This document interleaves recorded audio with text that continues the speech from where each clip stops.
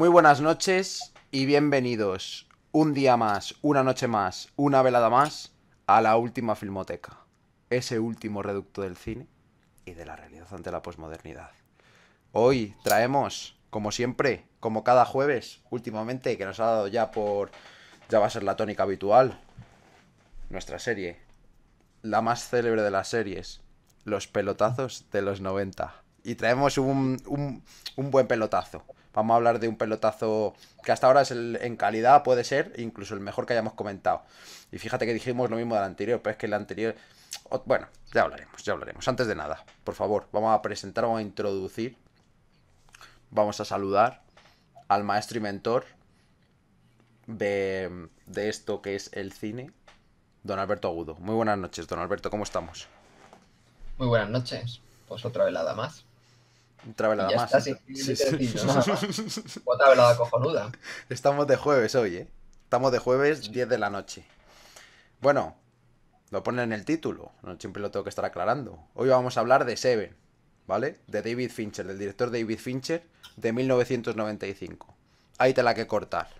Podemos encontrarnos ante el mejor que hayamos comentado hasta ahora, pero es que hemos comentado absolutos bodrios, absolutas basuras. Y esto, bueno, pues es que tampoco se queda muy atrás, ¿no? Hemos comentado, haciendo un poco de retrospectiva, para ir introduciendo, para ir hablando un poquito, para ir cogiendo rodaje. Hemos comentado, en primer lugar, Forrest Gump. Tenéis el vídeo en YouTube, la última filmoteca. Matrix, después, del 99.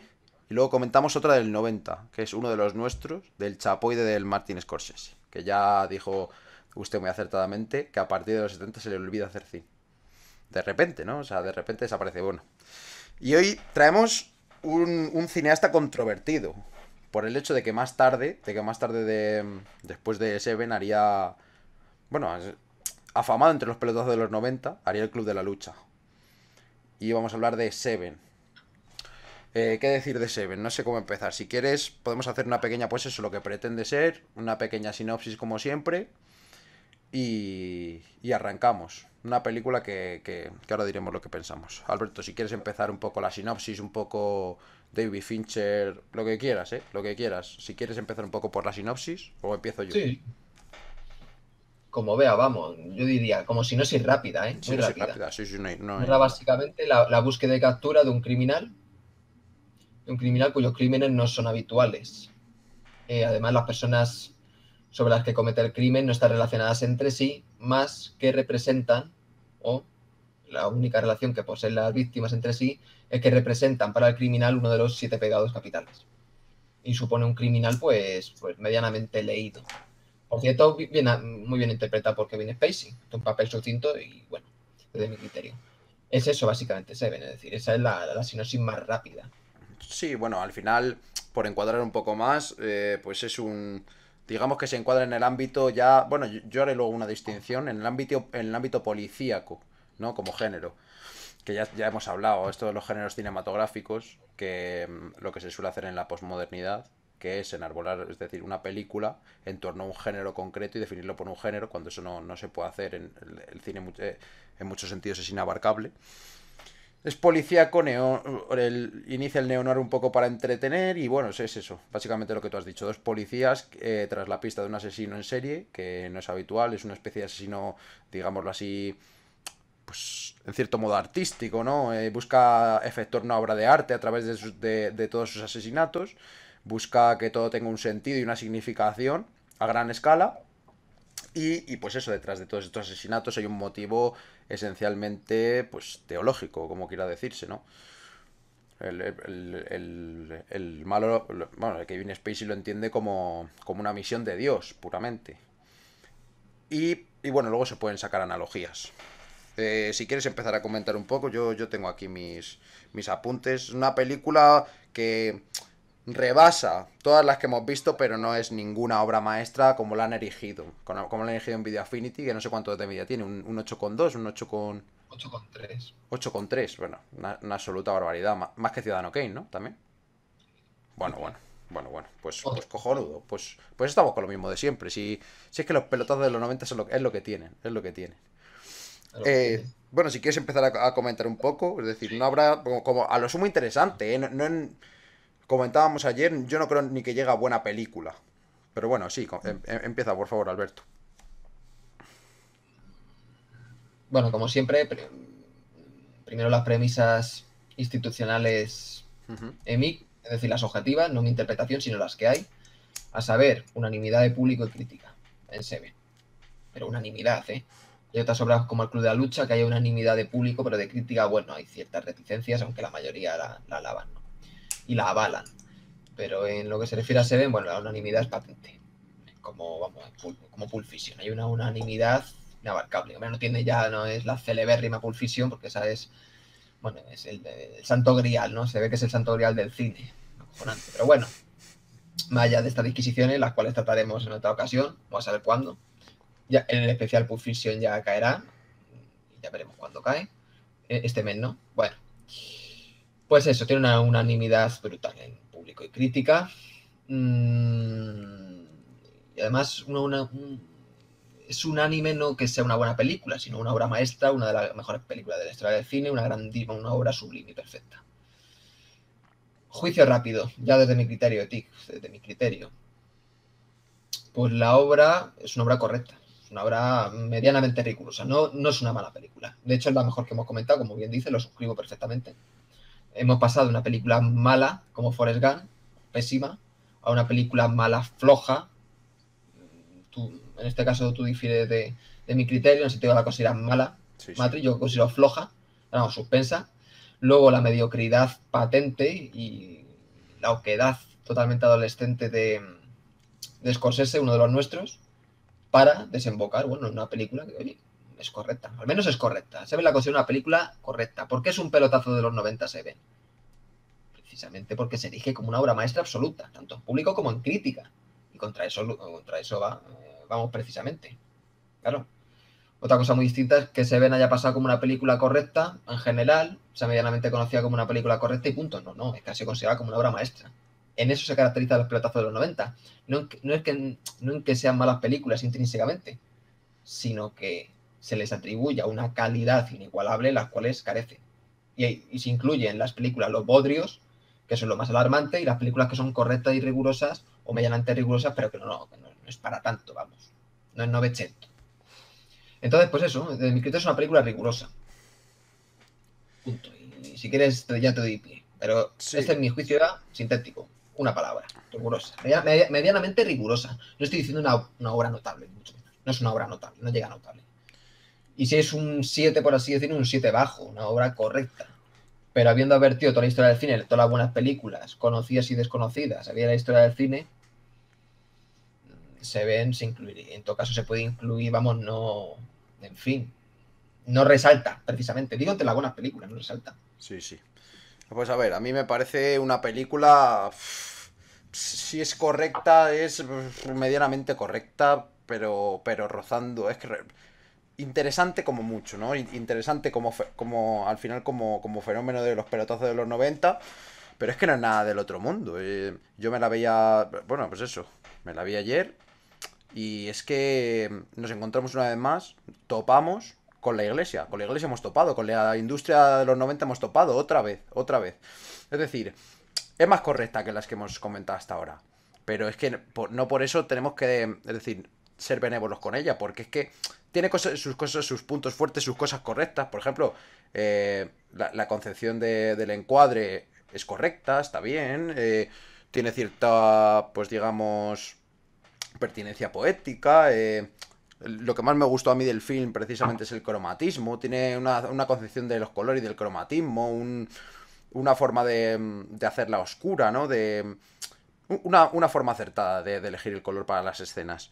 Pero nos encontramos con lo mismo de siempre. Con lo mismo de siempre. Si bien el gore no es tan patente como en otras películas que hemos comentado aquí, como puede ser uno de los nuestros, existe gore, es decir, hay gore. Cómo se recrean en esos cadáveres, cómo gustan de sacar las fotos, de repetirlas, de...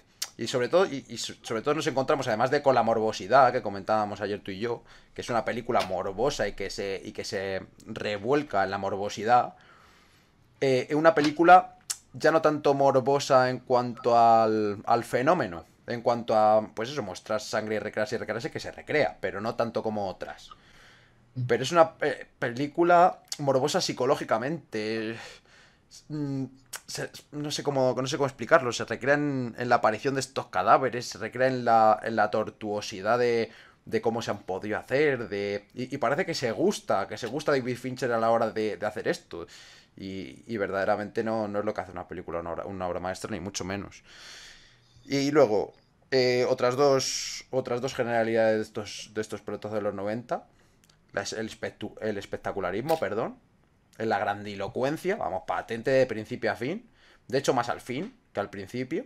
Al principio existe además cierta depuración, cierto rigor que no existe en el final, hacia la segunda mitad de la película. En la primera mitad de la película no puede advertir que dice, bueno, no va mal, no va mal, va para buena obra, una obra correcta. Pero es que al final se lo carga absolutamente. Y luego el efectismo, lo de siempre. Si bien no es tan efectista como las tres últimas que hemos comentado, es efectista, pero bastante efectista. Y efectista en muchos sentidos. Efectista a nivel de planos, sobre todo en la segunda mitad, como estoy comentando. Efectista en una cosa que a mí ya me está empezando a chirriar y a joder de los... Con perdón, de los pelotazos de los 90, que es la música, joder. La música estradigética es que te taladra, es decir, te saca las emociones a punta de cuchillo.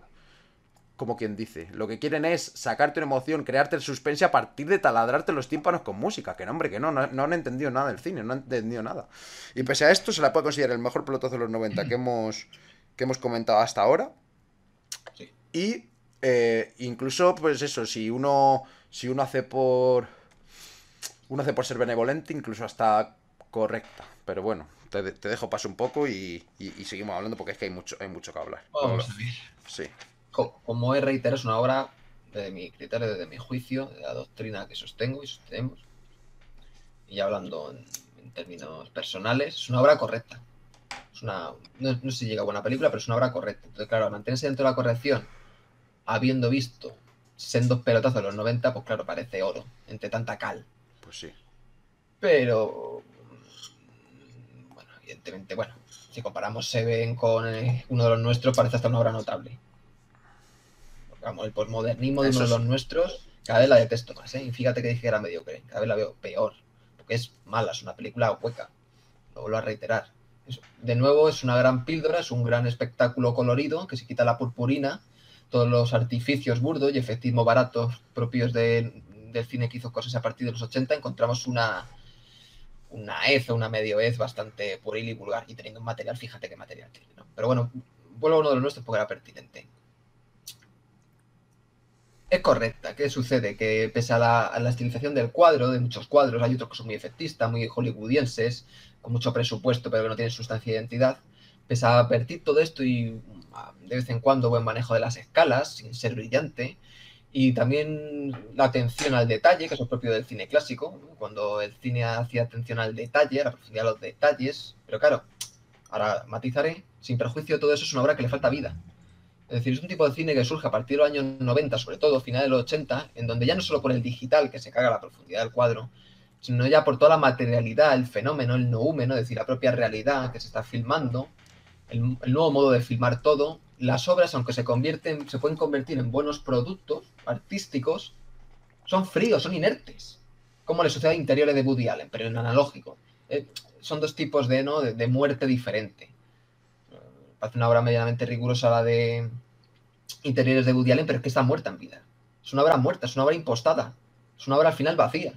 Y esto es por un proceso muy difícil, que eso un día, que a lo mejor no es pertinente hablarlo por aquí, sino en nuestros escritos, cuando iniciemos otros proyectos que tenemos de escritos, y así, ¿no? Todos los apuntes que tenemos y escritos de hace muchos años sobre cine, pues se puede hacer un curso sobre interiores. Entonces es una obra que le falta vida, le falta esa intensidad. Y el detalle que posee Seven es un detalle que tiende al reduccionismo CSI. Es cierto, al morbo del detalle, del criminal, pero bueno, no lo veo incorrecto. Es una película a veces morbosa, efectista o vulgar, cuando salen las cucarachas al principio de la película, como le gusta ya recrearse en este hiperrealismo, ¿no? Cuando está muerto porque han muerto por lo contrario a la inanición, ¿no? La primera víctima. Ese piso, bueno, los olores, esa sensación hedionda, ¿no? Que atraviesa de hecho a Brad Pitt.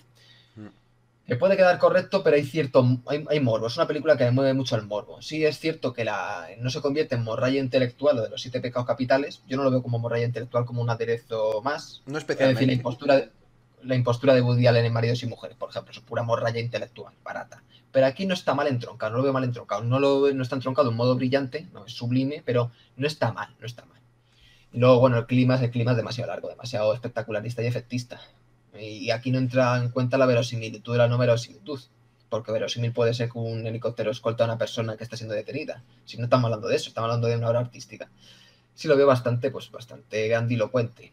Es decir, pretencioso. Es decir, cuando uno pretende ilustrar algo con una potencia que carece. Igual que el efectismo. Ya hablaremos qué es el efectismo. Porque el efectismo es una cualidad, es un pecado capital en una obra artística. Es decir, es intentar persuadir al espectador de que esta obra o la morfología de esta obra posee una cualidad, una calidad de la que carece. ¿Y cómo se consigue esa falsa conciencia? A través de golpes de efecto. ¿Y qué son los golpes de efecto realmente? Pues los golpes de efecto es un mal uso del medio expresivo en donde, apelando sobre todo a la emoción y a la psicología más elemental de la persona, se la aboca pues a que considere una buena película en función de esos sentimientos despertados. Pero es un modo pueril y vulgar de despertar los sentimientos. Por ejemplo, que lo citan muchas veces. Esto es teoría del cine, ¿no? Doctrina, perdón. A ver si se entera Fajarni, que eso no lo sabe hacer. No lo sabe, no lo sabe. No, Bueno, bueno, y a ver si se entera también en otros tantos. Rufino Chulia. Salguero, Chulia. Yo no cito a los postmodernos porque eso me dan igual, pero hombre, los que van de. En fin, no se puede aparentar lo que uno no es, ¿no? Hay que ser sincero. Bueno, y no lo son. No son o no pueden. Pero bueno, lo que íbamos, volviendo al tema. Angustia, de Vigas Luna, en el paradigma del efectismo. Y mira que la película empieza bien. De hecho, la película empieza, fíjate, los fenómenos que aparece en la película, la poética es la película que están viendo los protagonistas, ¿no? Las dos chicas, ¿vale? Empieza de un modo medianamente correcto, muy sucinto. La película, pero al final, esos son los 10 primeros minutos.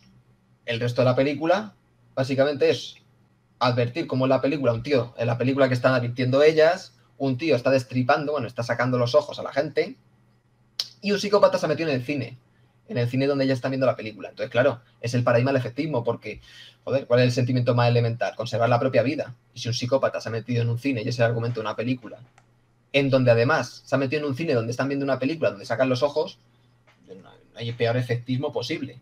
Es un efectismo en las significaciones, en la propia trama. Claro, temes por la vida de esta gente, porque es un psicópata. Por eso el gore es el efectismo más vulgar que existe, el recrearse en el gore. Porque significa abrir a la gente. Claro, suscita emociones, de repulsa y violencia, la pornografía igual, o el mal erotismo. Eso es solo el peor tipo de efectismo, en lo que se refiere a fenómenos. Y luego están aderezos extradigéticos, ¿no? Es otro tipo de efectismo, es decir, meter música. O me puedes hacer gorella con música, que hay muchas películas así. Y eso sucede muchas veces en Seven, esos recursos efectistas. Hombre, no es como Matrix, porque es una puñetera chapuza Matrix, pero una puñetera chapuza. No es Foregan, eso es patético, el paradigma del efectismo. Además, la apología del macho beta, ¿no? Del tío que es violado por otra macho, que le tiene como un tonto lo que es, porque es un tonto, y le encasqueta al hijo, un culebrón barato, no llega ni a los culebrones que hacían en Venezuela o en Colombia, ¿no te acuerdas? Cristal, la serie, o sea, a partir de los 80, todas estas Sí, series. sí. No, hasta Betty la Fea, básicamente. Entonces, pero bueno, sigue teniendo elementos efectistas. Entonces, haciendo este curso sobre el efectismo, ¿Seven tiene efectismo? Sí, pero no es tan deleznable y tan burdo y tan chabacano como en Matrix o en uno de los nuestros o en Foregan. Por lo menos se deja ver Seven. Se deja ver. Pero carece esa intensidad, esa densidad viva propia de las buenas películas, del buen cine que se hacía. Pero eso por el cambio tecnológico, el cambio poético, etcétera, etcétera. Cambio tecnológico, volvemos a repetir, es que están los que no saben distinguir tecnología de una cosa con otra. No, y luego Bueno, ya también. está, si quieres te dejo paso. Sí, algo que comentar. A ver si me escucho doble aquí. Perfecto. Ahora no, parece. Vale, pues algo que comentar respecto a esta también definición del efectismo es precisamente la grandilocuencia. ¿Cómo salvas también todo este fondo? Es decir, esta falta de sustancia en el film. Esta falta de... Porque además es que no es ni una falta de trama ni de argumento, porque es una buena trama, cojones. Es una trama que tú ves y dices, está desaprovechada en esta película. Y de hecho muchas veces la introducción de efectismo por inseguridad del propio cineasta, que es una cosa de la que hablamos en uno de los nuestros, y ya no tanto por inseguridad, sino muchas veces también por imposición de las productoras. Recordemos que un film es un producto que se hace entre muchas personas, no lo hace solo una persona. pues eso, que este efectismo mata la potencia poética que pueda tener un film. Es decir, por ejemplo, si tú le quitas toda la música extradiegética que sobra, toda la música extradiegética sobra en esta película. Y la diegética, pues, es decir, la que está inserta en el film, la que sale, la que es propia de las situaciones, de las escenas del film, si está sonando alguna música de fondo, etcétera, Sí, pues incluso es pertinente. Pero si le quitas toda la música extradiegética, se quedaría en un film bueno. En un film bueno, joder.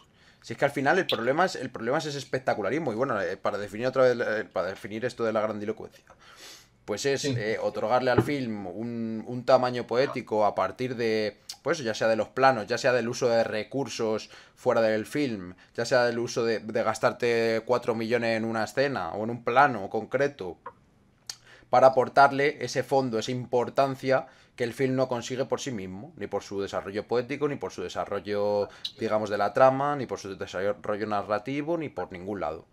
Entonces esto va a estar siempre en la industria, ya lo sí, ya hemos comentado, en la industria cinematográfica de los 90 y la posterior todavía más. Pero, pero ¿qué pasa también? Que todo esto está hecho para vender y se ve perfectamente. Es decir, si el film a lo mejor tiene la potencia para ser fuerte, pero no nos vamos a arriesgar a que no lo tenga, a que no lo sea, a que no toque al espectador. ¿Por qué? Porque la gente está cada vez más idiotizada. Si esto no es solo cuestión de la industria cinematográfica y de los que producen el cine, sino de la gente que lo consume. Que como la gente está cada vez más idiotizada, si no lo pillan a través del uso de la cámara, si no lo pillan por su potencia poética, tenemos que aderezarlo para que lo pillen y para que les capte. Y es la forma más sucia y más retórica de hacer esto. Y bueno, pues eso, el uso de la grandilocuencia y del efectismo, que ya han quedado definidos más o menos, es por todo esto, por la falta de profundidad de precisamente el público de la época, de a partir de los 90 que la gente está cada vez más idiotizada y cada vez más pasa por el mercado, es decir, y por la sociedad turbocapitalista de consumir. Y entonces, insensibilizada por tanto, y por eso tengo que meter efectismo para sacarle las emociones a cuchillo. Y eso no es así. Es como en teatro, es como si yo en teatro tengo que sobreactuar, hacerle sobreactuado a todos los personajes, o por ejemplo, eh, exagerar muchísimo una escena de amor o meter una escena sexual para que la gente pueda captar algo o esté interesada en algo que les está vendiendo la misma sociedad. Sin tener en cuenta y sin observar que estoy con todo esto, tanto en el cine como en el teatro, estoy pudriendo la obra de arte, estoy banalizando el arte, lo estoy convirtiendo en un producto para vender. Si al final es todo lo que hemos hablado, pero bueno, entrando en detalle. Y luego acerca de Seven, pues tiene muchas críticas, es que tiene muchas cosas, es decir, para empezar, lo que le falta a este film, que tiene al principio y que por eso, tirando por ahí, por eso yo pensaba al principio que podía ser un buen film, es la falta de depuración. Y esto pasa siempre ya en los 90. Es decir, cosas que se pueden obviar, cosas que no son necesarias en la trama, se sobreexplican. Hay un exceso de elementos, un exceso de escenas, un exceso de planos. No hace falta tanto. Pues, no usan la elipsis lo suficiente. O se recrean demasiado en escenas con demasiados elementos banales. Que están más allá de crear una relación entre los personajes, por ejemplo. Es decir, por ejemplo, no es impertinente del todo la escena esta en la que están en casa del Brad Pitt y de su mujer, la Whitney Paltrow. ¿Por qué? Porque creas unos lazos que van a ser necesarios al final del film. Entonces, tampoco está fuera de lugar. ¿Qué pasa? Que la haces demasiado larga. Es decir, metes. Y además metes los efectismos, metes anécdotas que quedan como. O cosas atómicas que metes como las anécdotas y que no se sabe si son crítica o no, precisamente por toda esta grandilocuencia y efectismo que hemos hablado. Es decir, yo lo que pensé, por ejemplo, cuando pasa el metro por encima de su casa, o por debajo, o lo que sea, que les hace temblar toda la casa, yo puedo llegar a pensar esto será una crítica, que además está muy en lugar en el film, es decir, está muy presente. La crítica a la ciudad, la crítica a la corrupción de la ciudad, la crítica a lo que se ha convertido la ciudad en un sitio violento, en un sitio oscuro, en un sitio donde no hay vida, que se muestra muy bien a través del cromatismo y a través de ciertos planos. Dices, ¿esto es una crítica a la ciudad? No, es que no lo sabes. Como es un proyecto de los 90 y usa toda esta grandilocuencia y efectismo, no sabes por dónde va poéticamente. No, yo no sabría decir si eso, yo lo apunté aquí y lo digo, ¿es una crítica a la ciudad? No, no lo sé. Me quedo en duda, me generan muchas dudas. Y se pueden decir muchas cosas. Luego los diálogos, podemos ir al guión. Los diálogos, mucho diálogo, mucho diálogo. Se puede hacer con mucho menos y mucho mejor. Y hay partes con rigor que dices, el diálogo es pertinente, y otras tantas en las que es de mal gusto directamente, como por ejemplo los comentarios cínicos. Pero además no es que solo sean cínicos, es que son de mal gusto cuando se encuentran el cadáver, ¿no? Banalizando, bromeando el gore, bromeando sobre el gore, bromeando sobre la morbosidad pues que quedan en mal gusto para mí subjetivamente puede ser a lo mejor, y siendo crítico. Y pues eso, y luego lo que tú has dicho, ya importante ya para dejarte paso, es decir, lo de cuando hablamos de lo del precursor de CSI, no es impertinente, no es CSI, ¿vale? Es decir, no es impertinente muchas cosas de las que suceden mientras están, digamos que persiguiendo los crímenes, que van pues eso, al forense, que si van al otro, que si van a preguntar a este, que si las huellas dactilares, que si las grabaciones, que lo otro. No es que sea tan impertinente como en CSI Las Vegas, pero ya digamos que es el precursor, pero necesariamente, macho. Es decir, a mí qué más me da si se ha tragado 3 trozos de plástico el que ha muerto, pues eso, lo que hablábamos, por comer demasiado, es decir, por hartazgo, digamos. A mí qué más me da si se ha comido 3 trozos de plástico, ¿no? Puede ser la pista para seguir al otro, vale, lo acepto, pero se recrean mira, fíjate, aquí es la introducción del cientificismo para mí. Es decir, en el cine, del cientificismo, del fundamentalismo científico. Y también del tecnológico en ciertos puntos. Pero bueno, esto ya lo hablaremos. No sé si estás de acuerdo o no. Te dejo paso, macho, que hay cosas que hablar todavía. Ah, ¿no más silencio? No, que al final no me oía doble. No, bueno, primero un apunte sobre, claro, a ver, sobre la grandilocuencia. A ver, la grandilocuencia es una falsa conciencia, de nuevo. Es considerar, objetivamente, construir una morfología, una obra conjunta, un conjunto de morfologías poéticas, con un valor del que carecen, o dando una importancia a las significaciones las cuales no poseen, ¿no? Las cuales no existen. No hay esa significación, esa potencia. Eso es la grandilocuencia. Es dar el carácter de grandeza a una situación o a una entidad poética que no posee tal grandeza. Punto. De un modo muy rápido. Y puede ser un tipo de efectismo. Bueno, eso un día habrá que definirlo, pues también haces un adjetivo y un modo de calificar. Pero bueno, es otro pecado capital del cine. Mira, todo otro pecado. Ahora 7. Capra decía que, ¿te acuerdas que era el aburrimiento? Luego decía que era un don de las alturas, la poética del cine, no todo. No, sí, un maestro Capra, tendremos que hablar de él porque es un cineasta acojonante, macho, y además muy fuera de otros cineastas que yo haya visto, por su idealismo, por todo por ello. Bueno, ya hablaremos. Entonces, en Seven, a ver, voy poco a poco. La crítica a la ciudad, no digo ni crítica ni alabanza ni nada. Hay comentarios interesantes, pero no hay una...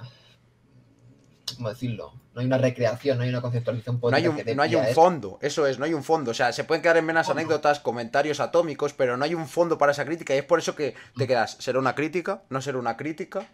¿Una alabanza? Entonces, permea levemente la obra. Sí, verá que vemos una obra ciertamente opresiva, en una ciudad grisácea, tampoco mucho.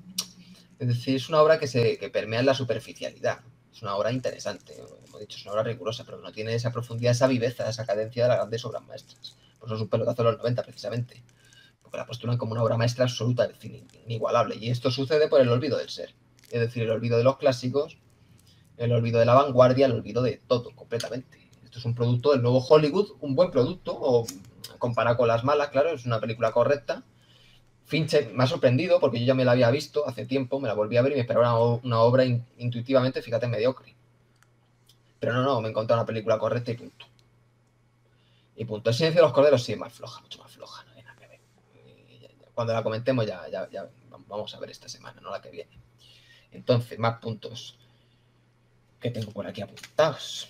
La leche, a ver. Yo es que tengo tantos apuntes que me pierdo, macho. Entonces, el neo-noir de Seven. Claro, el neo-noir surge en los 60, como década iniciática, ¿no? Con la película de Blast of Silence, se me en la época de Navidad. Y claro, sufre muchos cambios. Está ligado, hay precursores del neo-noir, agente especial de H. Lewis, con los nuevos cambios, la estética. Pero me vas a comparar, macho. Es que... Déjame. Sí. El H. Lewis, pues ya, además hemos hablado de las características del neo-noir en otro programa, entonces no hace falta citarlas. Total, llega la crisis del viejo Hollywood, en la que ya había neo-noir, pero muchas se hacían con menos presupuesto, porque fíjate, en el viejo Hollywood, por así decirlo, porque tampoco es una obra ni con mucha producción ni con poca, la de Joder, la que es un remake de Forajido del 64, de Don Siegel. Si la tengo aquí además. Mira, código de Lampa, aquí la tengo, leche. Aquí está, hombre. Tirando de filmoteca ahí. Código de Lampa. Antes de la crisis de Hollywood, llega la crisis, ni dimos años 70, 80, tenemos buenas obras de neo-noir. Los años 70 es una década de mucha producción de neo-noir, además un neo-noir con ese revisionismo histórico propio de los 70, en esa especie de decadentismo. Por ejemplo, fíjate películas como El Golpe, ¿no? Esa ansia de ambientas a los años 30, El Gran Gatsby, que no son neo-noir sensu estricto, pero bueno, hay muchísimas. Yo que sé, Adiós Muñeca con Robert Mitchum, El Largo Adiós, etcétera, etcétera.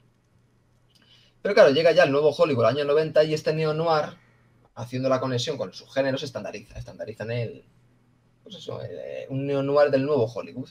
Entonces ya pierde esa matriz decadente contemporánea de los 70 en favor de este espectacularismo que es interesante, en el caso Seven, medianamente riguroso, pero que no va más allá, no es profundo. Y esto es la historia del neo-noir. Entonces Seven es neo-noir, un neo-noir renovador, no renueva nada. Bueno, depende de cómo se considere renovador poéticamente. Se considera como un cambio, punto, vale, es un cambio, es una reinstauración del noir, buscando el modo de producción de Hollywood, pero en la posmodernidad, lo que hemos hablado que es el nuevo Hollywood, punto. Y todo esto empieza sobre todo con la película El silencio de los corderos, que es quien inicia el pelotazo de los thrillers neo-noir. Pero vamos, es eso, ese es el apunto que quería hacer de Seven. Y luego no sé. Lo del morbo, bueno, quitando algunas secuencias, no me ha parecido muy excesivamente gore, morbosa o cutre. La verdad que me ha sorprendido para bien. No como buena película, sino para bien. Esperaba algo zafio y morboso del peor nivel. Y bueno, sigue hablando porque ya no sé qué iba a decir. Voy a decir otra cuestión, pero bueno, vamos poco a poco. Un toma y daca. Sí, bueno, yo también tengo que comentar, podemos comentar, bueno, ya he comentado las anécdotas atómicas, pues eso que sobre todo se fundamenta en anécdotas atómicas porque no tiene un suelo. El problema de estos pelotazos de los 90 es que no pisan suelo nunca. Viven de las anécdotas y del efectismo y de la grandilocuencia siempre. Y precisamente al principio lo que estaba hablando, parece que toca suelo, incluso por eso digo que hacia el principio uno lo puede considerar que dice, bueno, va bien, va bien, va bien. Es decir, va con unos planos rigurosos, una concepción del cuadro, lo otro, buen cromatismo. Y dices, vale, vale. No mucho efectismo en la música, pero hacia la mitad se nota que empieza otra vez a producir en climas constante de repente, hacia la mitad. ¿Por qué? Porque quiere reventar el final, que es lo que hará. Si es que lo que hará es reventar el final, pero mal. Pero mal, porque se puede hacer mucho mejor. Es decir, es muy desaprovechada esta obra una vez más.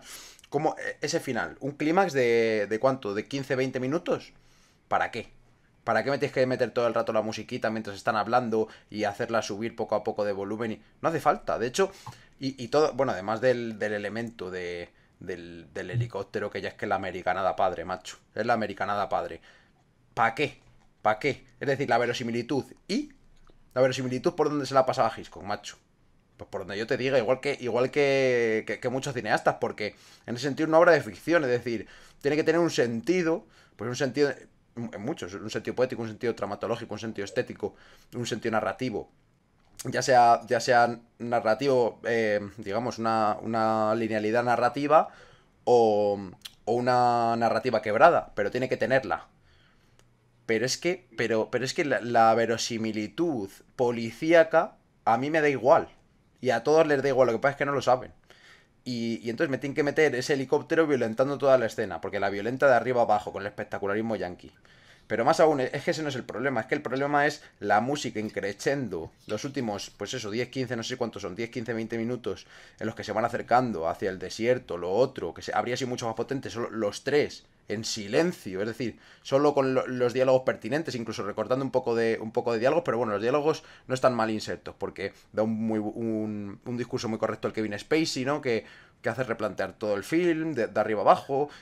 Pero, macho, todo eso en silencio. Y lo pensaba yo, es decir, si esta película te la ves en mudo, no está tan mal. No está tan mal. Pero es que, si ya les tienes ahí, es decir, si colocas esos tres personajes, solo con los diálogos, en silencio, fíjate, además con toda la tensión que se masca, de no saber qué va a pasar, de los comentarios, además perspicaces, el buen diálogo que tiene esa última escena, que ya va indicando que tiene que ver algo que ver con la ira del personaje de Brad Pitt, que ahora hablaremos de las actuaciones, y dejas el clímax para el último minuto, en el sentido de cuando ya puedes meter, por ejemplo, un efecto de sonido, cuando ya ocurra la desgracia, o incluso ni siquiera. advertir esa sorpresa del Morgan Freeman, ir corriendo hacia el otro, sin el puto helicóptero, no sé qué, tira el arma, lo otro, y ya metes un efecto de sonido o no. Ese último minuto en el que se da cuenta de todo el Brad Pitt y tal, y al final Kevin Spacey consigue, digamos que efectuar su obra maestra criminal, habría sido un clímax mucho más punzante, mucho más. Que habría llegado mucho más al fondo del que estaba, del espectador. Y además, no solo habría sido más punzante, sino que lo habrías metido en la obra, lo habrías insertado dentro de la obra. El otro día hablábamos de insertar cosas en la poética de la obra, como hacía Orson Welles con su magnífico MacGuffin en Ciudadano Kane. Pues lo mismo, habrías llegado al fondo, es decir, habrías conseguido una potencia poética genuina, no la habrías tenido que imitar y habría sido mucho más potente artísticamente. Es decir, aunque cuatro tontos no lo entiendan y no consiga vender la película. ¿Y? Pero como obra de arte, esa es la cosa, esa es la cosa. Al final es la dialéctica y al final es los dos polos en los que nos movemos. El cine espectacularista para vender y las verdaderas obras de arte que consiguen vender además por ser obras de arte. Punto. Punto. Pero bueno, quitando esto del final, no sé qué iba a decir, se me ha ido. Se me ha ido. Pero bueno, eso, en cualquier caso eso. Es decir, hacia la primera mitad bien, depurada, tiene sus cosas, pero bien. Hacia la segunda mitad empieza a insertar la música, esta diegética, se va cayendo poco a poco, se va cayendo poco a poco. Y además que uno lo advierte, uno que haya visto cine lo advierte, uno que sepa, que sea doctor en la materia, o que haya visto, aunque sea unas cuantas obras del clásico, unas cuantas obras de la vanguardia, lo advierte rápido. Y bueno, otra cosa que me acabo de acordar, que fíjate, ahora hablaremos también de las actuaciones si quieres ya hace un poco hacia el final, se cae en la sobreexplicación. Es decir, caen en una trama, de hecho complican demasiado la trama, le tengo aquí apuntado que complican demasiado la trama y luego la tienen que sobreexplicar. No hace falta hacerlo tan complejo. Muchas veces desde la simplicidad consigue el mismo efecto, ¿no? El mismo, digamos, la misma potencia sin tener que sobreexplicar cosas que has complicado demasiado. Que acabas jugando al Cluedo, macho. Es que acabas jugando al Cluedo. De un neo-noir acabas haciendo a la obra jugar al Cluedo. Y eso tampoco, es decir, no es precisamente esto un libro de Agatha Christie, macho. ¿Sabes lo que te digo? Es decir, que es un Cluedo pasado por la posmodernidad. Y ya está, bueno, si quieres seguir o comentar algo de lo que haya dicho, macho. Y luego si no, tengo ya que hablar de, pues eso, sobre todo de las actuaciones, un poquito, por ir cerrando. Pues bueno, es que hay muchos elementos para comentar, vamos a ver.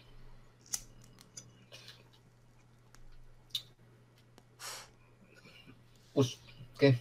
Yo luego aquí tengo otra cosa apuntada que me llamó la atención, que si bien no hace uso tampoco de los elementos arquitectónicos que siempre suelen ser, pues eso, potentes para usar y muy pertinentes casi siempre, lo usa bastante más que es decir, la arquitectura, pues, o la racionalista moderna de la ciudad la usa algo, por lo menos la usa algo, no como el Scorsese que además de hacer un pastiche y estar en Nueva York no utiliza la arquitectura, no la muestra nunca, por lo menos hay algo, eso lo tengo apuntado. Y eso, lo que tú quieras decir. Y si no, pues pasamos a hablar un poco de las actuaciones, lo que quieras. El empleo de la música estradigética en el cine es un recurso viejísimo, vamos, o no una novedad. Y el efecto en la sensiblería ha estado, efectivamente.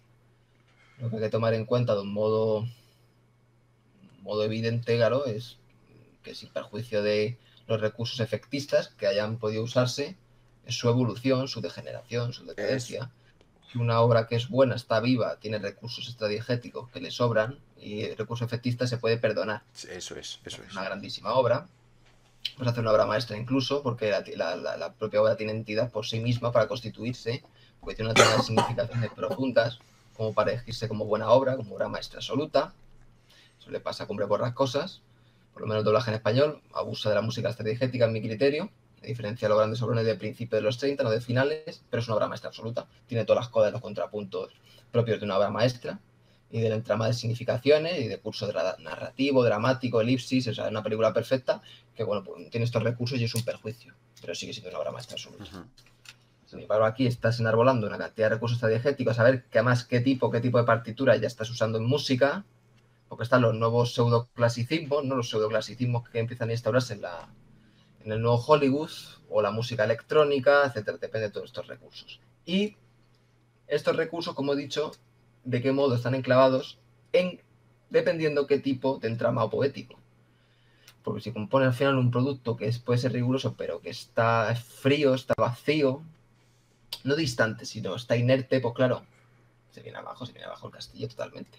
Y lo que sucede, Seven, lo repito, es una obra correcta, no cae en un morbo exagerado ni en otro. El cientificismo no lo veo por ningún lado.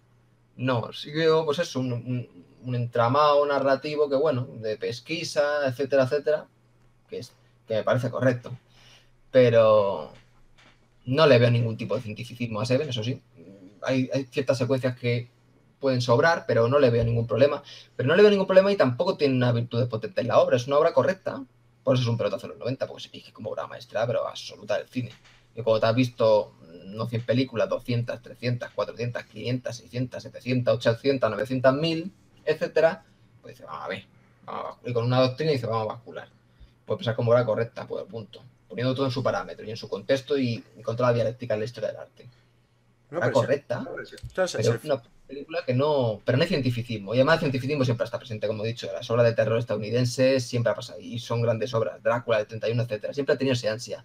Pero si el cientificismo CSI de esta nueva sociedad caída, derrumbada de los 90, es ahí donde voy, modernizada, macho. ahí cambia. Porque la trama de significaciones que poblaban, y esto ya es historia de la ciencia, historia de todo, lo que era la disciplina científica, lo que eran los médicos que tenían conocimiento humanista y no eran especialistas de qué, de nada, porque como decía un célebre médico, quien solo sabe de medicina, de nada sabe, ni de medicina siquiera.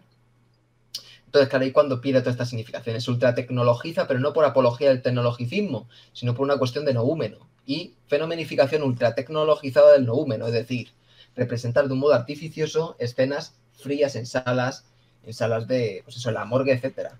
En las obras de antaño vemos muchas secuencias de la morgue, pero hay sin embargo una estética sugerente, subyugante. Y sin prejuicio del feísmo que pueda haber. ¿Por qué? Porque existe esa capacidad, vaya, esa pericia de estilización poética, de conceptualización poética, en donde es capaz de elevar noúmenos que en la vida mundana son vulgares o zafios, elevarlo a categoría de obra maestra. O sea, es decir, ser capaces de sugerir como bello elementos que no son bellos, hasta un baño. No encontraríamos en serie, vamos, hiperrealismo guarro del baño. Yo me acuerdo de una película que he visto ayer vi del 47, una película experimental, del Montgomery, en donde hay como esto está filmado en plano subjetivo toda la película, salvo dos excursos que hace el protagonista a modo de analepsis. Bueno, la analepsis es lo que construye la película, en donde con el plano subjetivo se aprecia cómo le han pegado un tiro en la nuca, en la cabeza, a uno en la bañera. Pero claro, se aprecia. Está de tal modo conceptualizado poéticamente que uno le sugiere incluso esa escena violenta. Vemos a un tío muerto, no hay apología de sangre, ni se le ven los sesos como en la de Scorsese, ni gilipolleces. Es decir, vemos un baño igualmente, vemos un baño. Pero está de tal modo estilizado que hasta sugiere, hasta esa vulgaridad del baño se estiliza en la obra de arte y se convierte en algo trascendental. Ahí está la capacidad del cineasta. Claro, y es decir, el problema de la postmodernidad, de todos los problemas, es su hiperrealismo desaforado, grosero, en todo. En las texturas, en los contextos significacionales, etc. Entonces esto lo convierte al final en productos que son volátiles, son susceptibles de ser aniquilados. ¿No? Somos un conjunto de átomos. Este es el reduccionismo tecnológico, es un reduccionismo tecnológico perverso. No es apología como Matrix del mismo. No es una apología zafia y grosera, pero está ya impreso en el modo de conceptualizar todo. Entonces ves la sala, es una frialdad, pero es una frialdad hiperrealista grosera. El problema del hiperrealismo. Es cierto que se ven por el año y por su naturaleza no llega al nivel de zafiedad como, bueno, Saw, alguien ha visto Saw, el paradigma del efectismo acojonante, es lamentable, deleznable, ahí está, y encima con ese hiperrealismo, está bañada, barnizada por ese hiperrealismo cutre, zafio, vulgar. Igual el cientificismo, como he dicho, un cientificismo ya, pero es un reduccionismo cientificista anclado ya a la posmodernidad, no de las paranoias de Hawking, de esta nebulosa turbocapitalista, bueno, pues eso de erigir a la ciencia como sustituto de la religión, que además la ciencia es una idea filosófica, coño, porque postula la unicidad de la ciencia. La unicidad de la ciencia, Mau, la armonía entre las ciencias, que constituyen un todo, cuando una mentira. No es ni siquiera un archipiélago. Está en relación de inconmensurabilidad y dialéctica, categorías científicas. Bueno, y es eso. Entonces, el problema de Seven no es que haga apología de una apología descarnada, zafia, vulgar, pero ya está impresa en toda la obra. Es una obra fría. pero es una frialdad ya posmodernizada, vacua, por el uso del encuadre, la ultratecnologización. David Fincher, el gran apologeta. David Fincher, un cineasta que recordad que trabajó en la industria del videoclip, se forma en el videoclip, no en el cine mudo, en la industria del espectáculo, de, bueno, pues eso de la publicidad también venía también del mundo de la publicidad, que bueno, luego puede ser un artista cojonudo, no tiene nada que ver, pero hombre, su impresión ya espectacularista. La escena del clima es que ya los típicos pelotazos yankee de los 90 del neoconservadurismo de la madre patria, ¿no? Que ya no es la madre patria, es Estados Unidos con los calzoncillos de la bandera. Justo. Lo que es la desustancialización de Occidente, y bueno, de Occidente y Oriente, porque es lo mismo. Bueno, eso ya es otro tema, ¿no? El mito de Occidente, como la filosofía occidental no es occidental ni oriental, es que no, en fin, son criterios que no se pueden manejar. Pues son mitomanía y así, pues lo que ya sabemos.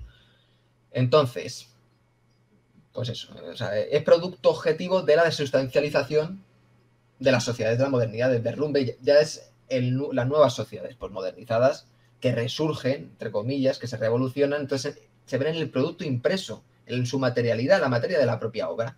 Se ve ya algo, un producto inerte, que le falta esa viveza, esa sustancia, esa poética que estaba en las obras de antaño, sustituyéndolo por un hiperrealismo cientificista, que este hiperrealismo luego en la puerta de entrada, no digo en Seven, en la puerta de entrada a todas las nematologías, todas las ideologías postmodernas que ya conocemos. Entonces es una degeneración que ya se instaura de un modo, es el suelo firme, totalmente Seven, es eso. También es que aclarar, bueno, ya si es que no hace falta aclararlo, porque según como hablamos cada día de ello, el que no se haya enterado todavía, pues es que no ha entendido nada. Al final es esta lucha otra vez, esta banalización del arte, del cine como arte. Es decir, ahora es para entretener. ¿Qué pasa con otros artes? Lo mismo. Fíjate, ya hemos hablado del polo, de la pintura, del arte abstracto, de todo. Al final es eso, es que es una vez más el eterno debate, macho. La industria y el querer vender frente al cine como arte y a las disciplinas artísticas como arte y punto. No para sacar nada de lucro. No que no haya que sacar nada de lucro, sino que si uno se lucra es de un arte sustantivo cojonudo. No se lucra de hacer una patochada efectista que saca la emoción a punta de cuchillo para que la gente anime a sacar ticket a otra gente para ver esa puta mierda. Justo. Es que cabe aclararlo una vez más, pero es que es lo que hablamos siempre, por si alguien no nos pilla el punto. Es decir, no es cuestión de que se haya vendido X o Y o que lo hayan visto tantos millones de personas o que sientas o no sientas esto. Es decir, coño, necesariamente el final de Seven te hace quedarte acongojado. Pero no por la potencia poética ni por el suelo de la película, sino por la puta música que te lleva taladando 80 años. Y es que la música, es decir, uno es de carne y hueso. Uno no es ningún dios ni ningún semidios, somos todos aquí humanos. Y eso está precisamente hecho para que te altere. Y le altera a otro que de la calle, a uno que pase por la calle, como a mí. Otra cosa es que uno sepa lo que hay detrás de eso y sepa, pues, efectivamente, pues, desmontar el mito. El mito de la emoción y de la emoción por la emoción. Eso es. Pero tiene que quedar claro lo que se ha comentado el posmodernismo. Porque, por ejemplo, el posmodernismo de los 80, ¿en qué he hecho yo para merecer esto? Es un posmodernismo sucio. Es un posmodernismo artesanal todavía, degenerado ya completamente. Pero hay una trama de significaciones que se han caído completamente y se empiezan a mezclar, pero están en un estado embrionario, como mucho posmodernismo de años 70.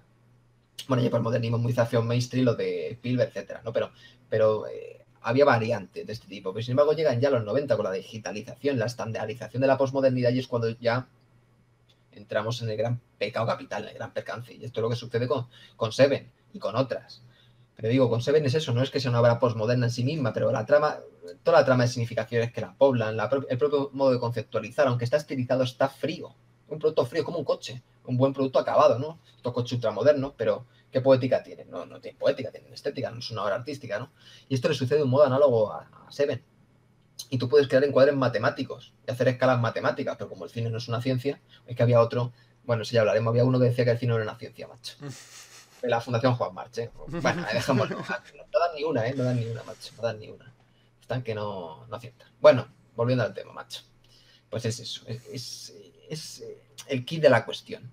O sea, la sustitución por el hiperrealismo guarro ya, pues eso es el cese y la pega, ese morbo, que Seven no hace apología, repito, Que sí, pero sí. que es un suelo histórico, artístico, de este del arte. Hay que apuntar, macho. lo de Polo, que es una degeneración absoluta, vamos, que morfología no hay nada absolutamente. Un puro capricho degenerado y vulgar. Del peor nivel, no hay ningún tipo de morfología. Al final se convierte todo en puro, por eso se llama expresionismo abstracto, por el puro reduccionismo emocionalista, de a ver lo que me suscita esta mezcla de colores. Claro, pues asco, evidentemente. Una basura absoluta. Tienen morfología alguna. ¿Qué es eso? Esto es como cuando... Esto es a colación de Sebe, pero bueno. Esto es lo opuesto, esto es una posmodernidad infame. Esto no, se ve por lo menos rigurosa, pero una que me vi de Zanjimo, ¿no? Keep Cool, el otro día, ayer, vamos. Ves por ahí los críticos, el Luis Martínez, que es un postmoderno de primer nivel, no hablando que es una sintaxis quebrada. No. Esto es como Polo. No es que sintaxis quebrada ya luego da. Respecto a la clásica, porque hay que poner el parámetro siempre en dialéctica. No hay sintaxis posible. Es una degeneración postmoderna del primer nivel. En marido y mujeres incluso peor. Es peor que maridos y mujeres.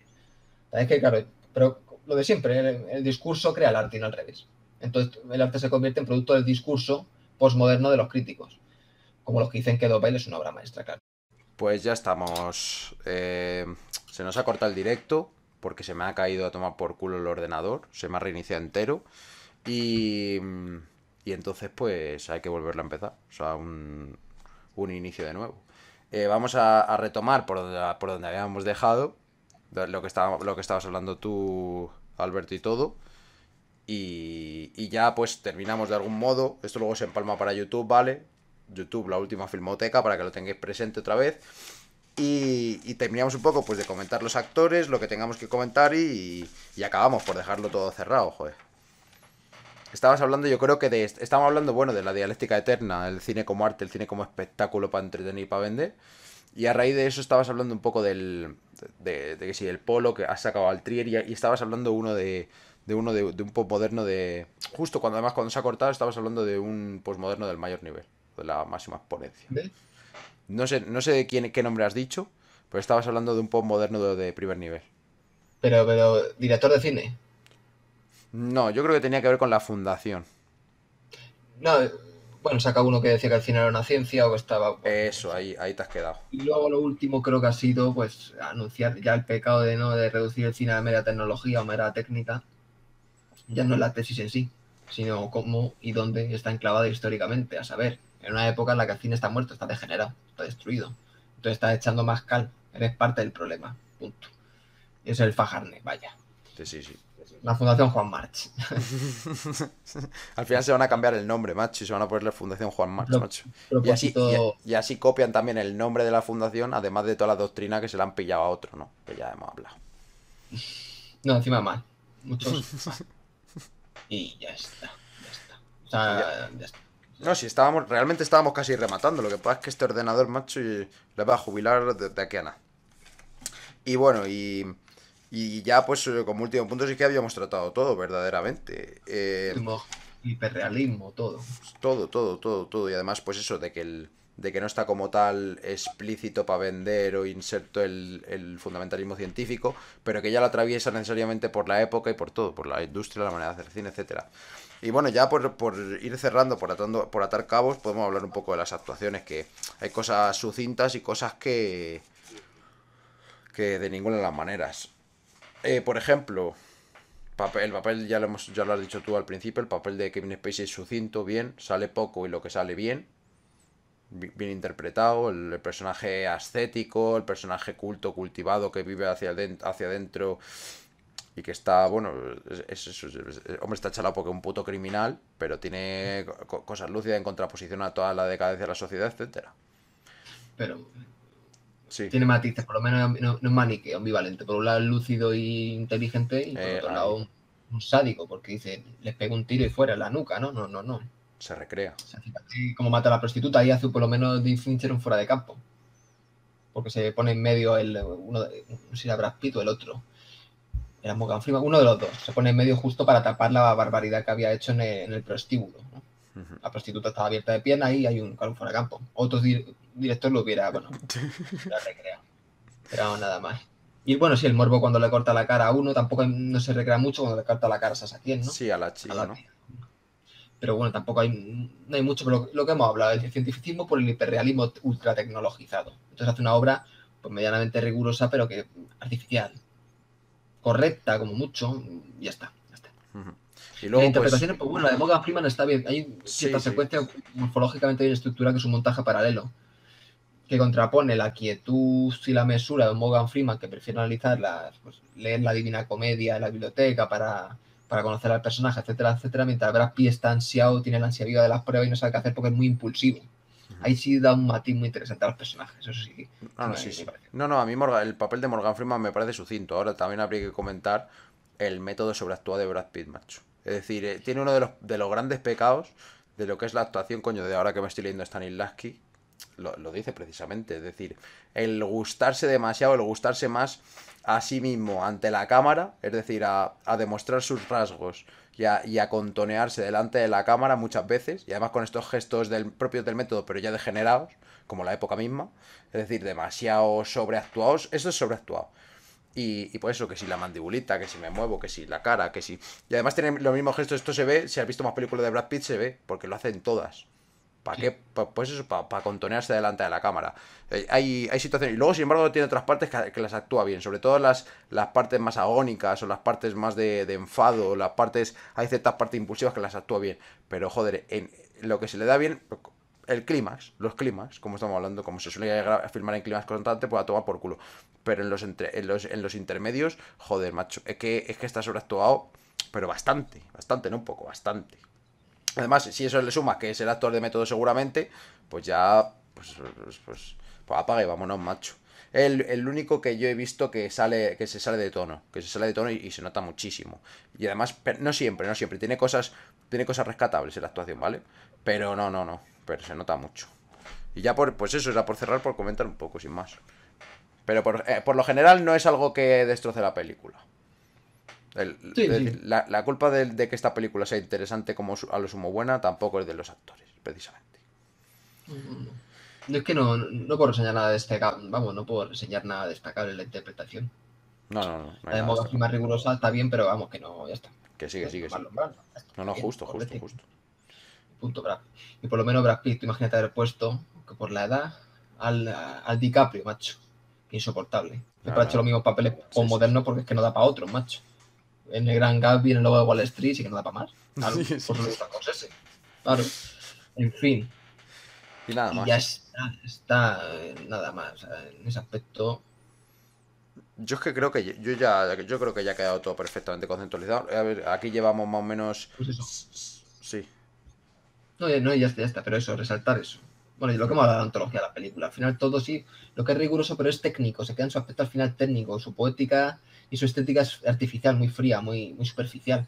Pero no porque por una arquitectura degenerada, sino por la propia materialidad con la que está construida, etcétera, etcétera, la época, etcétera. Sí, Todo lo sí, que sí. mola de Steve Está Realismo. todo. Al final Está es un todo dicho. producto acabado como la serie Main Street Yankees, que no es una serie Main Street Yankee, pero todo muy pulido, muy riguroso, pero es frío, no tiene vida. Sí, sí, sí. Está acabado. Esta Está serie de acabado. Sí, magia. sí. De hecho, podríamos decir que está acabado antes de empezar precisamente por la misma naturaleza tecnológica, ya pasado por todo de esto, de lo que hemos hablado. No hay viveza en el encuadre, no hay ese ansia que tenía la poética clásica y también vanguardista, ese ansia que tenía uno de ver a ver cuál es el siguiente cuadro, a ver cómo me sorprende, qué viveza tiene. Es todo muy rutinario, pum, pum, pum, pum, pum, como hacer una maqueta, un coche. Justo, Es decir, justo. bien, buen acabado, muy Claro. resolutivo, y está. Y además es así, Pero por lo menos no, producido en cadena. O sea, que es como hacer un claro, coche. claro, el nuevo Hollywood producía en cadena, por así decirlo, ¿no? Fordistamente, ¿no? Pero hacía obras, claro, tenían una viveza, trabajaban los mejores poetas. Y tenían viveza, macho, estaban vivas las obras. Había obras malas, pero el problema de la posmodernidad, ya no digo en las obras pésimas, como Foregan, etcétera. Yo no en las obras que son medianamente rigurosas, es que le falta vida, no tienen esa sustancia, entidad propia, esa viveza, esa fragilidad que es propia de toda obra de arte, que es ser frágil por su construcción, esa construcción Y artesanal, la el montaje sutileza, clásico, todo, sí. las copias que muchas se perdían, uno de los grandes desastres del cine propio de la razón mercantilista, que era es semejante a como los protestantes hacían las hogueras, que quemaban los libros, ¿no? Igual que los nazis, etcétera. Hicieron lo mismo los capitalistas de Hollywood en los años 30 con muchísimas obras mudas, la mayor parte de las obras mudas están perdidas, porque como no se podían costear los almacenes, pues dijeron, no, toma por culo, es decir, ese es el valor que ha tenido el arte para los de siempre, es algo que te digo. Ujú. Y sin embargo, las obras maestras que se conservan, pues fíjate, un tesoro. Claro, es propio de la obra de arte y la tragedia de una obra de arte viva, que se conservan, hay muchas que muchísima franja de la historia del cine, el periodo mudo, que se conserva menos de la mitad. Ahí está esa viveza. Aquí todo se conserva perfectamente, pero no tiene al final un producto acabado, no tiene esa viveza, No, macho. no es una obra de arte, macho, que ya está. No. Todas las obras de los 50, yo creo que se conservan todas las que se han filmado. A lo mejor se habrá perdido alguna, pero porque ni se habrán distribuido. Y están vivas. Entonces, claro, un periodo pues, cumplen en conservar las obras. Que si es algo por lo menos que tiene bueno la posmodernidad, es que muchas obras mudas las han restaurado. Otra cosa es la mierda de bandas sonoras que hayan hecho y empalmes raros. Pero de restaurar Universidad de Bolonia y todo esto sí hay que agradecerlo, menos mal. Pero la posmodernidad, pues bueno, al final se revisan ya los clásicos que no se pueden hacer. Por el momento. Eso es, por el momento. Y no decimos más. Hay que dejarlo todo muy en el aire. Bueno, pues yo creo que esto toca su fin, don Alberto Agudo. No nos vamos a extender más porque yo creo que lo hemos tratado. Hemos tratado el film Seven. Sí, sí, todo depurado y encima, pues además de forma detallada. Hemos ido, joder, no hemos ido plano por plano porque nada se analiza plano por plano, coño. Es una patochada. Un Pero pelotazo los... de 5 horas. Claro, claro, pero las características generales y todo ha quedado cerrado. Así que, una vez más, un placer absoluto. Si quieres decir algo más, tienes ahora tu turno. Muchísimas gracias, Alberto Agudo. Como cada noche, como cada velada que tenemos aquí. Ha sido fantástica. Me lo he pasado cojonudo. Y ha sido una charla enriquecedora. Pues como siempre, muchísimo. Muchísimas gracias, don Alberto. Pues gracias a ti. Y ya está. Solo recalcar que esta sobrevaloración de Seven, etcétera, surge por el olvido del ser. Y como la posmodernidad borrando la historia totalmente, pues parece que ha creado un mundo nuevo, el mundo feliz de Harley, que es frío, artificial, al final vacío, ¿no? Aunque algunas parezcan rigurosas, ¿no? Pero supone el olvido del ser, porque si uno analiza las obras clásicas contemporáneas, verá que Seven, compara con ellas, pues se queda como una película normalita. O sea, no pasa de una película normal. O sea, que la posmodernidad parece una proeza, hace una película normal. No hay nada más que decir, o medianamente rigurosa. Así que ha sido un placer, macho, y pues, que sea por muchísimas veces. Aquí estamos. Será muchísimas veces más, don Alberto.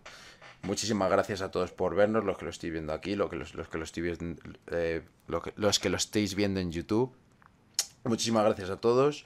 Estad atentos porque pronto habrá nuevas actualizaciones. La próxima ocasión de directo será el domingo, que estaremos hablando de los grandes clásicos, de un gran clásico, Casablanca, de Michael Curtis, del 1942. Un obrón, con Humphrey Bogart, ya lo sabéis. Y estad atento, como digo, a la última filmoteca, lo podéis ver ahí, @última filmoteca en Twitter, al canal de YouTube, nos podéis dejar like, suscribiros para seguirnos, no perderos nada, seguirnos aquí también en Twitch.